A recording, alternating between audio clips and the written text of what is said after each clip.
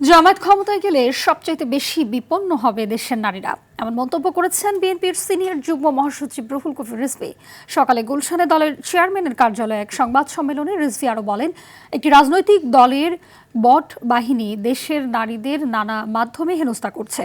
অভিযোগ করেন, ধর্মকে ব্যবহার করে নানা ধরনের উদ্দেশ্য প্রণোদিতভাবে আক্রমণ করা হচ্ছে ভিন্ন মতাদর্শীদের। এ সময় তিনি ধর্ম ব্যবহার করে জনগণের মাঝে বিভ্রান্তি না ছড়াতেও আহ্বান জানান। দেশে হয়ে গেল বিগত 16-17 বছর ধরে কোনোভাবেই আপনাদের হাতে যদি ক্ষমতা আসে, এদেশে সবচাইতে বেশি বিপন্ন হবে নারীরা। কারণ আপনারা তাদের পরিপূর্ণ বিকাশ আপনারা চান না। তারা একটি রাজনৈতিক দলের নেতৃত্ব দিক, এটা আপনারা চান না। তারা একটি রাষ্ট্রের নেতৃত্ব দিক, এইটা আপনারা চান না।